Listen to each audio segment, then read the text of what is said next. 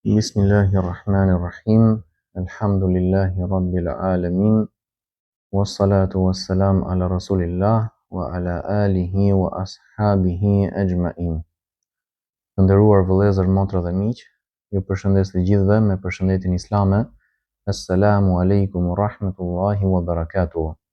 Paqja qoftë mbi ju dhe mëshira e Allahut dhe bekimet e tij. Jemi në vazhdim të zhvillimit të projektit të librave. Jemi në vazhdim të përkthimit të lëndës të akhlakut, që quhet në arabisht, ose të edukatës, që përkthejmë zakonisht në shqip, ose të moralit. Jemi në vazhdim të përkthimit të hyrjes së enciklopedisë me titull Shkëlqimi i mirësisë, pra Nadratun Naim, dhe jemi te pjesa ku autori thot El hajatu li hadhihi al mawsu'a, nevoja për këtë enciklopedi. Pa humbur kohë, thot autori, innehu lamma kana al-birru wa husnu al-khuluq mutalazimaini misdaqan li qawli as-sadiq al-masduq sallallahu alayhi wa sallam al-birru husnu al-khuluq fa inna mahasin al-akhlaq wa makarimaha yanbaghi an takuna min al-wuduh bimakan. Thot autori, me që mirësia dhe morali i mirë janë të pandashëm, siç vërtetohet nga fjala e të sinqertit dhe të besueshmit sallallahu alaihi wasallam, pra profetit tonë të dashur, mirësia është morali i mirë. Atëherë bukuritë dhe virtytet e moralit duhet të jenë të qarta dhe të dukshme. Walakin ayna najidu dhalika min bayni ma la yuhsa min safahat ummahat kutub al-fadail wal adab wal ahkam wa nahwiha. Por ku mund t'i gjejmë ne ato mes gjithë atyre faqeve të panumërta të librave bazë të virtyteve, edukatës, dispozitave dhe të ngjashmeve me to? Wa ayna naqifu ala at-tahdid ad-daqiq li ma'na hadhihi as-sifa aw tilk. Dhe ku mund të ndalemi për të kuptuar me saktësi kuptimin e kësaj apo asaj cilësie? في القرآن الكريم نعم، في كتب الحديث الشريف نعم، في كتب السيرة النبوية نعم، في معاجم اللغة وكتب آثار السلف الصالح رحمهم الله نعم. Në Kur'anin fisnik, po. Në librat e hadithit të nderuar, po. Në librat e sirës profetike ose biografisë së profetit sallallahu alaihi wasallam, po. Në fjalorët e gjuhës dhe në librat e transmetimeve të parëve tanë të mirë, Allahu i mëshiroft, po. Walakin anna lil muslimi an yaqifa ala dhalika kulli fi waqtin ma'qul wa bi wasilatin munasiba. Por si mundet muslimani të përmbledh të gjitha këto në një kohë të arsyeshme dhe me një mënyrë ose një mjet të përshtatshëm? Pra kuptohet që në çdo temë që diskutohet në secilën prej lëndëve të fesë, është e nevojshme për t'ia thjeshtësuar studimin ose kërkimin një muslimani ose një nxënësi të dijes, qoftë fillestar apo mesatar apo i avancuar, është e nevojshme që të ketë libra në të cilat përmblidhen këto kërkime, pra nxirret çdo vend ku është përmendur ajo temë brenda këtyre bazave dhe organizohet në formë akademike dhe i thjeshtohet puna kërkuesit. Pra këtë ka për qëllim të thojë autori me këtë hyrje që po bën. Inna kutub as-salaf as-salih rahimahumullah ala kathratiha wa tanawwu'iha la tafi wahdaha bil gharad al-matlub li tatabbu' as-sifat biha min nahiya wa ikhtilaf uslubiha min nahiyatin thaniya. Librat e dietarëve të hershëm, megjithse janë të shumtë dhe të larmishëm, nuk e përmbushin specifikisht qëllimin e kërkuar për ndjekjen e këtyre cilësive nga njëra anë, për shkak të shpërndarjes së tyre dhe nga ana tjetër për shkak të ndryshimit të metodave të tyre. Pra ajo që po thot autori është që selefët i kanë pas përmbledhur gjitha këto gjëra, nuk është se autori po shpik diçka të re, por thjesht ka qenë e shpërndar kjo njohuri nëpër libra të ndryshëm, me tematika të ndryshme dhe jo e grumbulluar në një vend. Pra këtë po bën të re autori, që po e merr dhe po e grumbullon në një vend. Dhe gjithashtu thot që mënyrat e shprehurit të tyre mund të jetë më e vështirë për studiuesin bashkohor për të kuptuar, ose të paktën për xhamatin e thjesht bashkohor për ta kuptuar, ose një studiues fillestar. Për këtë arsye ai ka sjellë me një mënyrë të shprehurit të thjesht për ta kuptuar bashkohorët. Dhe në këtë rast, domethënë, në kuadër të kësaj ne duhet të jemi të gjithë mirënjohës sepse na ka thjeshtuar shumë punën. Amma kutub al-muhaddithin fa innaha fil ghalib qad iqtasarat ala sifat muayyana yaghlibu alayha tabi'u al-intiqa. Ndërsa librat bashkohor thot, në shumicën e rasteve janë kufizuar vetëm me disa cilësi të caktuara dhe mbizotëron në to përmbledhja.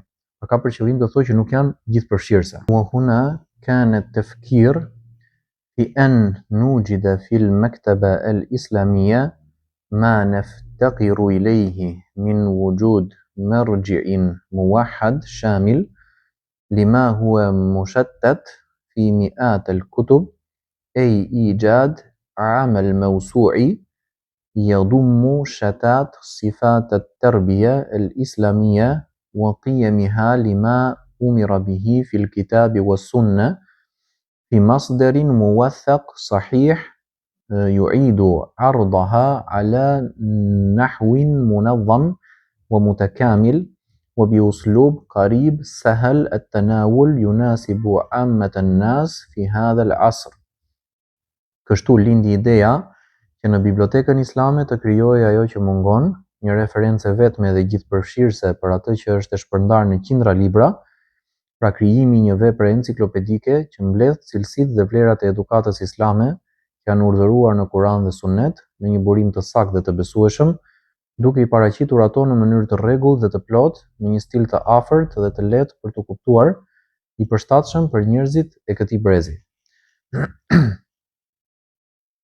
وبحيث يسهل على الآباء أن يفهموها ويفهموها أبناءهم وعلى المدرسين أن يعلموها تلاميذهم وعلى الخطباء والدعاة أن يوضحوها لمن يلتقون بهم ويستمع إليهم وعلى رجال الصحافة والإذاعة وغيرها من وسائل الإعلام المسموعة والمقروءة والمرئية أن ينشروها بين الناس. Në mënyrë që prindrit t'i kuptojnë dhe t'ua shpjegojnë fëmijëve të tyre, mësuesit t'ua mësojnë nxënësve, hatibët ose ligjëruesit dhe thirrësit islam t'ua sqarojnë atyre që i dëgjojnë, si dhe gazetarët, radioja dhe mjetet e tjera të medias së dëgjuar, të lexuar dhe të parë, t'i përhapin ato mes njerëzve. ويوفر بذلك قدرا هائلا من المعلومات الصحيحة المركزة مما يساعد على رفع مستوى جودة المعلومات لديهم ويعطي مرونة كبيرة في اختيار المادة العلمية وطريقة عرضها. Kështu do të sigurohet një sasi e madhe informacioni i saktë dhe i përmbledhur, gjë që ndihmon në ngritjen e nivelit të cilësisë së njohurive të tyre dhe jep fleksibilitet të madh në zgjedhjen e materialit shkencor dhe mënyrës së paraqitjes së tij. Innal muslima wad-da'iya al-muta'assi bi Rasulillah sallallahu alayhi wa sallam لا بد أن يدعو نفسه أولا إلى التمسك بالخلق الحميد ويربيها على ذلك في أفعاله وأقواله. Muslimani dhe thirrësi që ndjek shembullin e të dërguarit Allahut sallallahu alaihi wasallam duhet së pari ta ftojë veten të kapet pas moralit të mirë dhe ta edukojë veten me të në veprat dhe fjalët e tij. وكل ذلك اقتداء بالحبيب المصطفى صلى الله عليه وسلم وحبا له. E gjithë kjo bëhet duke ndjekur të dashurin e zgjedhur sallallahu alaihi wasallam dhe nga dashuria për të. فإذا أحبه وجد حلاوة الإيمان بل اكتمل بذلك إيمانه لقوله صلى الله عليه وسلم فيما رواه أنس بن مالك رضي الله عنه قال قال رسول الله صلى الله عليه وسلم kur njeriu e do atë gjen ëmbëlsinë e besimit madje besimi I tij plotësohet, sipas fjalës së tij sallallahu alaihi wasallam, në hadithin që e transmeton Enes ibn Malik, Allahu qoftë I kënaqur me të, se I dërguari Allahut sallallahu alaihi wasallam ka thënë: "Thalathun man kunna fihi wajada halawata al-iman, man kana Allahu wa rasuluhu ahabba ilayhi mimma siwahuma, wa man ahabba 'abdan la yuhibbuhu illa lillah, wa man yakrahu an ya'uda fil kufr ba'da idh anqadhahu Allahu minhu kama yakrahu an yulqa fin nar." Tre gjëra, kush I ka ato, e gjen ëmbëlsinë e besimit. E para, që Allahu dhe I dërguari I tij sallallahu alaihi wasallam të jenë më të dashur për të se çdo gjë tjetër. E dyta, që ta dojë një njeri vetëm për hir të Allahut. Dhe e treta, ta urrej kthimin në kufër pasi Allahu e ka shpëtuar prej tij, ashtu siç urren të hidhet në zjarr. Do të dëshiroja të bëja një analizë të vogël të këtij hadithi, duke qenë se është një nga hadithet që më së shumti e preferoj dhe që më pëlqen më së shumti, ndonse të gjitha hadithet na pëlqejnë, por kjo në mënyrë të veçantë, dhe një nga hadithet që e përjetojmë më së shumti. Ky është një hadith I cili lidhet me dashurinë për Allahun. Kemi lexuar libra që ta kënaqin shpirtin kur I lexon, të cilat flasin për këtë tematikë, dhe në rast se ti e do Allahun, atëherë detyrimisht do ta duash dhe të dërguarin e tij sallallahu alaihi wasallam më shumë se çdo krijesë tjetër, sepse ai është krijesa më e dashur tek Allahu, ai është krijesa më e mirë. Dhe kuptohet që do përpiqesh ta imitosh atë në çdo gjë të mundshme, qoftë edhe në gjërat e pamjes së jashtme, qoftë edhe në zakonet më të imta, qoftë edhe në gjëra bazike dhe të mëdha. Në të njëjtën kohë do t'i duash të gjithë ata të cilët përpiqen të jenë sa më në përputhje me atë që e kënaq Allahun. Dhe kuptohet që do t'i urresh ata të cilët e kundërshtojnë Allahun më së shumti. Pra sa më shumë ti bindën Allahut, aq më shumë do t'i duash, sa më shumë që e kundërshtojnë Allahun, aq më shumë do t'i urresh. Do ta duash veprën e vepërmirëve dhe vepërmirët gjithashtu, dhe do ta urresh të keqen, veprën e keqe të veprëkeqit, ashtu si dhe vepruesin e saj. Ka dhe njerëz në të cilët bashkohen këto të dyja, që për disa vepra të mira I do dhe për disa vepra të këqija I urren. Fakti që I do dhe I urren nuk do të thotë që detyrimisht duhet t'ia shfaqësh atë ndjesi që ti ke përbrenda, sepse trajtimi I njerëzve mund të jetë një çështje që në disa raste përputhet me atë që ti ndjen dhe në disa raste nuk përputhet me atë që ti ndjen. Për shembull, ka pas raste që profeti sallallahu alaihi wasallam është sjell mirë me dikë që nuk e do, ashtu siç ka pasur raste që është sjell, nuk po themi keq, por në pamje të parë duket si sjellje keqe kundrejt dikujt që e do.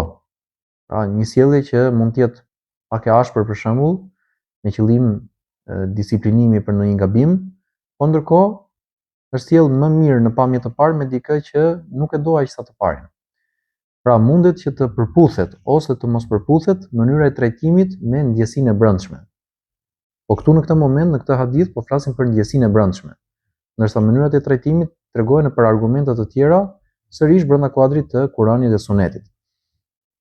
Në të njëjtën kohë, një person I tillë detyrimisht do ta urrej kufrin, sepse kufri është gjëja që Allahu urren më së shumti, është mohimi I Allahut.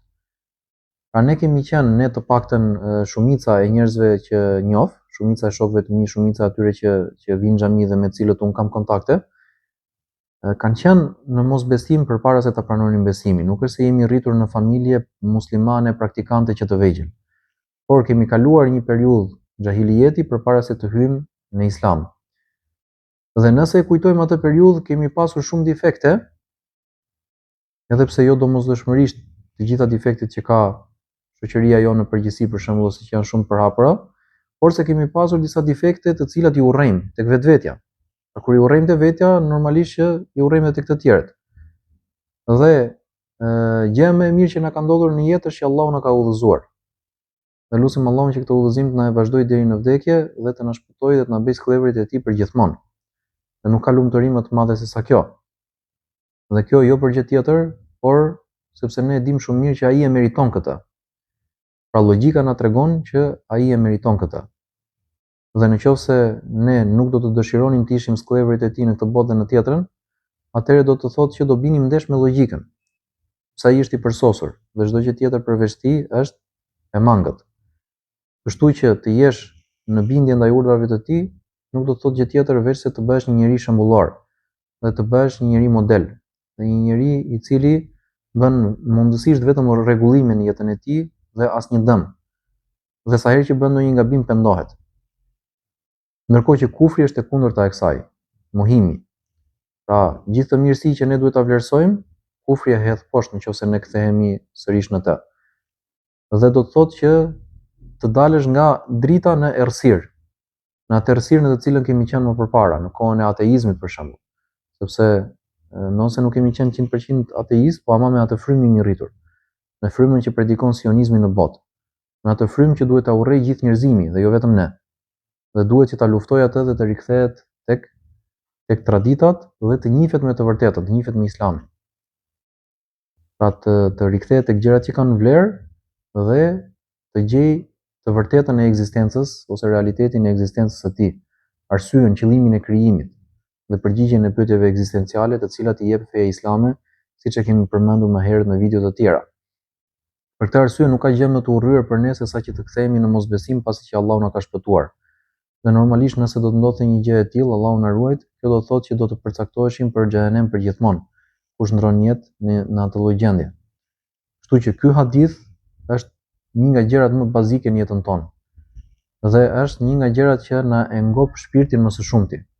Për këtë arsye, kushdo që e dëgjon këtë video, le të marrë si mesazh prej saj, të ta kërkojë udhëzimin dhe të përpiqet kush e ka gjetur atë ta ruajë dhe të përpiqet të bëhet sa më i devotshëm dhe të përpiqet ta kënaqë Allahun që të fitojë xhenetin dhe të shpëtojë nga xhenemi dhe të përpiqet që dhe të tjerët t'i informojë për këtë mirësi, ashtu siç na ka mundsuar neve Allahu që ne ta kemi këtë mirësi.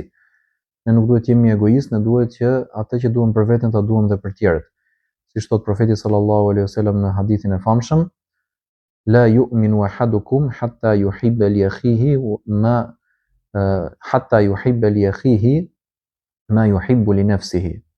Nuk beson askush prej jush derisa të dojë për vëllain e tij atë që do për veten e tij. Rikthehemi tek fjala e autorit aty ku thot وقوله صلى الله عليه وسلم عن أنس رضي الله عنه قال النبي صلى الله عليه وسلم. Gjithashtu nga Enesi, Allahu qoftë i kënaqur me të, transmetohet se profeti sallallahu alaihi wasallam ka thënë: La yu'minu ahadukum hatta akuna ahabba ilayhi min walidihi wa waladihi wan nasi ajma'in. Nuk beson askush prej jush derisa unë të jem më i dashur për të se sa prindi i tij, fëmia e tij dhe të gjithë njerëzit. Ktu ka për qëllim që nuk beson me një besim të plot. Pra besimi i këtij personi është i mangët dhe jo se është mosbesimtar. Wa min iktimal imanihi husnu khuluqihi misdaqan li qawlihi sallallahu alaihi wasallam. Dhe për plotësimit të besimit të tij është morali i mirë, siç vërtetohet nga fjala e tij sallallahu alaihi wasallam, akmalul mu'minina imanan ahsanuhum khuluqan. Më i ploti prej jush në besim është ai me moralin më të mirë mes jush. Wa min bab al-mahabba lillahi azza wa jall wal iman bihi wal mahabbati li rasulih sallallahu alaihi wasallam huwa at-tasdiq bima jaa bihi tuttakhadhu husnul khuluq wal adab ma'ahum wa ma'alimatuhum bil ihsan wa husnil khuluq. Dhe nga dashuria për Allahun e madhëruar, besimin në të, dashuria për të dërguarin e tij sallallahu alaihi wasallam dhe besimin në atë që ai solli, lindë edhe morali i mirë dhe sjellja e bukur ndaj njerëzve. Pra, kjo është motorri që neve na vën në lëvizje shpirtin dhe trupin njëkohësisht. Pra, ne prej këtij udhëzimi marrim frymëzimin që të zgjohemi në mëngjes dhe të jetojmë jetën. Kemi një arsye për të cilën të jetojmë. Dhe mund të ketë ndodhur përpara Islamit që një gjë mund ta kemi ditur që është e mirë, po ndonjëherë kemi pasur motivim mjaftueshëm për ta bërë dhe ndonjëherë na ka munguar frymëzimi. Po ashtu mund ta kemi ditur që një gjë është e keqe dhe ndonjëherë kemi pasur vendosmëri mjaftueshëm për ta lënë, dhe ndonjëherë kemi treguar dobësi. Kurse kur ke këtë lloj udhëzimi, e ke gjithmonë ushqimin shpirtëror të mjaftueshëm që ti kur e di që një gjë është e mirë, ta bësh atë, dhe kur e di që një gjë është e keqe, ta lësh atë. Dhe njëkohësisht ke mjaftueshëm vullnet për ta zgjeruar horizontin vazhdimisht me një uri të reja.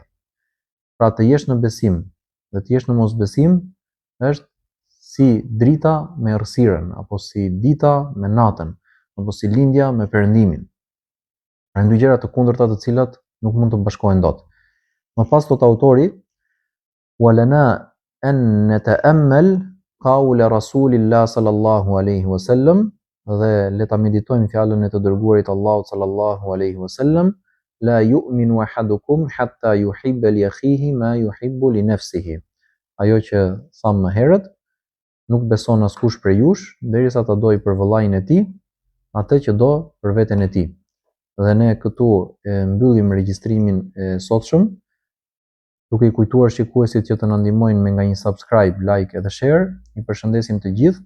Subhanakallahumma wa bihamdik wa ashhadu an la ilaha illa anta wa astaghfiruka wa atubu ilaik.